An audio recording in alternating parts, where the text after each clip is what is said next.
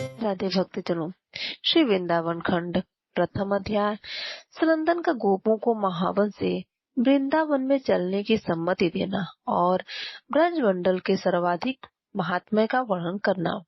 आइए कथा आरंभ करते हैं। श्री यमुना जी के तट पर जहाँ कोकिलाएं तथा किरणाशुक विचरते हैं, कुंजा पुंज से विलसित देव पुष्प पारिजात हाथ के कुंज में शंख सदृश सुंदर ग्रीवा से सुशोभित तथा एक दूसरे के गले में बांह डालकर चलने वाले प्रिया प्रीतम श्री राधा कृष्ण मेरे लिए मंगलमय हो।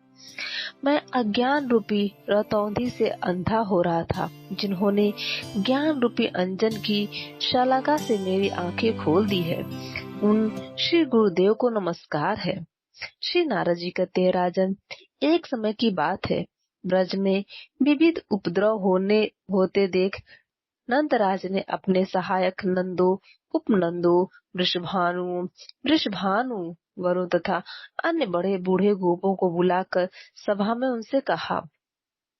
नंद बोले, हे गोपगण, महावन में तो बहुत से उत्पात हो रहे हैं, बताइए हम लोगों को इस समय क्या करना चाहिए। श्री नारद जी कहते हैं, यह सुनकर उन सब में विशेष मंत्र कुशल वृद्ध गोप सनंदन ने बलराम और श्री कृष्ण को गोद में लेकर नंदराज से कहा। सनंदन बोले, मेरे विचार से तो हमें अपने समस्त परिकरों को साथ लेकर के यहाँ से उठकर चलना चाहिए और किसी दूसरे ऐसे स्थान में जाकर डेरा डालना चाहिए जहाँ उत्पात की संभावना न हो। तुम्हारा बालक श्री कृष्ण हम सबको प्राणों के समान प्रिय है, ब्रजवासियों का जीवन है, ब्रज का धन और गोपकुल का दीपक है और अपनी बाल लीला से सबके मन को मोह लेने वाला। हाय, कितने खेद की बात है कि इस बालक पर पूतना शकट और तृणाव्रत का आक्रमण हुआ, फिर इसके ऊपर वृक्ष गिर पड़े। इन सब संकटों से यह किसी प्रकार बचा है, इससे बढ़कर उत्पात और क्या हो सकता है। इसलिए हम लोग अपने बालकों के साथ वृंदावन में चले और जब उत्पात शांत हो जाए तब फिर यहाँ आए। नंद ने पूछा, बुद्धिमानों में श्रेष्ठ सनंदन जी, इस ब्रज से वृंदावन कितनी दूर है? वह वन कितने कोसों में फैला हुआ है? उसका लक्षण क्या है और वहाँ कौन कौन सा सुख सुलभ है? यह सब बताइए। सनंदन बोले, बहिष्मते, ईशान कोण यदुपुर से दक्षिण और शोणपुर से पश्चिम की भूमि को माथुर मंडल कहते हैं। मथुरा मंडल के भीतर 20.5 योजन विस्तृत भूभाग को मनीषी पुरुषों ने दिव्य माथुर मंडल या ब्रज बताया है। एक बार मैं मथुरापुरी में वासुदेव जी के घर ठहरा हुआ था। वहीं श्री गर्गाचार्य जी के मुख से मैंने सुना था कि तीर्थराज प्रयाग में भी इस दिव्य मथुरा मंडल की पूजा की है। यो तो मथुरा मंडल में बहुत से वन है, किंतु उन सब में श्रेष्ठ वृंदावन नामक वन है, जो परिपूर्णतम भगवान के भी मन को हरण करने वाला लीला क्रीड़ा स्थल है।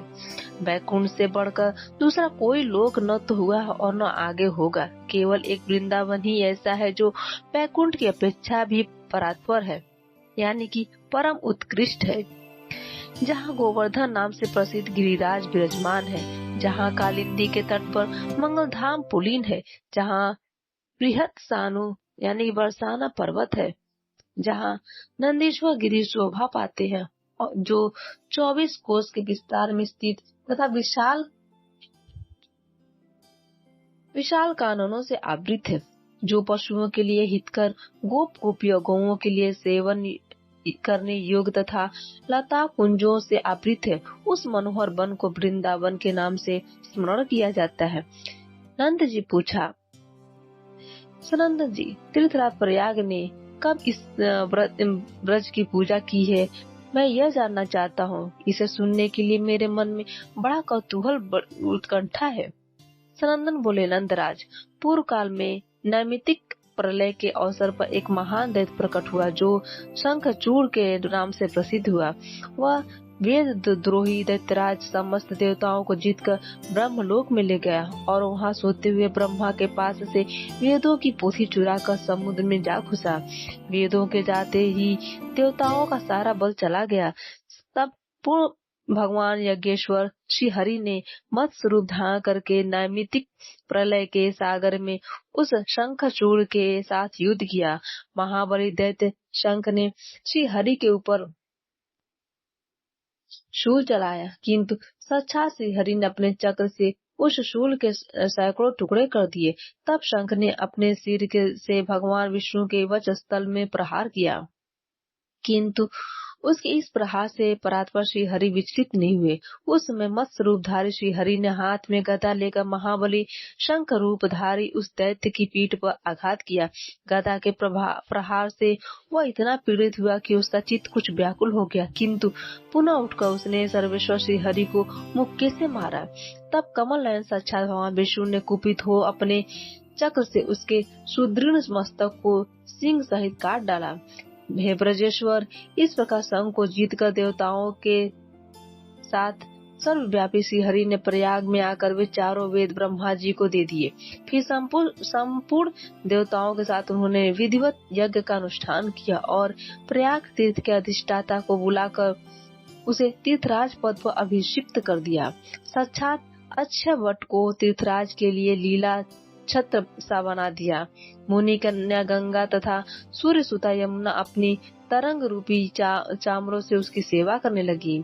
उसी समय जम्बू द्वीप के सारे तीर्थ भेंट लेकर बुद्धिमान तीर्थराज के पास आए और उनकी पूजा और वंदना करके वे तीर्थ अपने अपने स्थान को चले गए। नंद, जब देवताओं के साथ श्री हरि भी चले गए, तब वहीं कला प्रिय मुनीन्द्र नारद जी वहाँ पहुँचे और सिंहासन पर दिव्यमान तीर्थराज से बोले।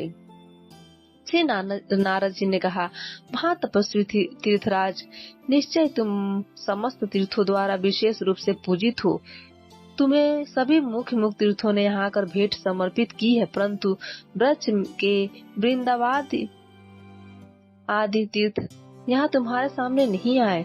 तुम तीर्थों के राजाधिराज हो। ब्रज के प्रमादी तीर्थों ने यहाँ न आकर तुम्हारा तिरस्कार किया है। सनंदन कहते हैं, योग का साक्षात देवर्षि शिरोमणि नारद जी वहाँ से चले गए। तब तीर्थराज के मन में बड़ा क्रोध हुआ और वे उसी क्षण श्री हरि के लोक में गए। श्री हरि को प्रणाम करके उनकी परिक्रमा करके संपूर्ण तीर्थों से घिरे हुए तीर्थराज हाथ जोड़कर भगवान के सामने खड़े हुए और उस श्रीनाथ से बोले। तीर्थराज ने कहा, हे देव, मैं आपकी सेवा में इसलिए आया हूँ कि आपने तो मुझे तीर्थराज बनाया और समस्त तीर्थों ने मुझे भेंट दी, किंतु मथुरा मंडल के तीर्थ मेरे पास नहीं आए। उन प्रमादी ब्रज तीर्थों ने मेरा तिरस्कार किया। अतः यह बात आपसे कहने के लिए मैं आपके मंदिर आया हूँ। शिव भगवान बोले, मैंने तुम्हें धरती के सब तीर्थों का राजा तीर्थराज अवश्य बनाया, किंतु अपने घर का भी राज्य तुम्हें ही बना दिया हो, ऐसी बात तो नहीं हुई है। फिर तुम तो मेरे गृह पर भी अधिकार जमाने की इच्छा लेकर प्रमत्त पुरुष के समान बात कैसे कर रहे हो? तीर्थराज, तुम अपने घर जाओ और मेरा यह शुभ वचन सुन लो। मथुरा मंडल मेरा साक्षात परात्पर धाम है, त्रिलोकी से परे है। उस दिव्य धाम का प्रलय काल में भी संहार नहीं होता। सनंदन कहते हैं, यह सुनकर तीर्थराज बड़े विस्मित हुए। उसका सारा अभिमान गल गया। फिर वहाँ से आकर उन्होंने मथुरा के ब्रज मंडल का पूजन और उसकी परिक्रमा करके स्थानों को पदार्पण किया। पृथ्वी का मान भंग करने के लिए यह ब्रज मंडल पहले दिखाया गया था। मैंने ये सारी बात तुम्हारे सामने कही और अब क्या सुनना चाहते हो? नारद जी ने पूछा, गोपेश्वर, किसने पहले पृथ्वी का मांग भंग करने के लिए इस ब्रज मंडल को दिखलाया था, वो मुझे बताइए। सनंदन ने कहा, इसी वराह कल्प में पहले श्री हरि ने वराह रूप धारण करके अपनी दाढ़ पर उठाकर रसातल से पृथ्वी का उद्धार किया था। उस समय उन प्रभु की बड़ी शोभा हुई थी। जल में जाते हुए उन वराह रूपधारी भगवान रामानाथ जनार्दन से उसकी दष्टा के अग्रभाग पर शोभित पृथ्वी बोली, पृथ्वी ने पूछा, प्रभु सारा विश्व पानी से भरा दिखाई देता, अतः बताइए आप किस स्थल पर मेरी स्थापना करेंगे। भगवान बराह बोले, जब वृक्ष दिखाई देने लगेंगे और जल में उद्वेग का भाव प्रकट हो, तब उसी स्थान पर तुम्हारी स्थापना होगी। तुम वृक्षों को देखती चलो।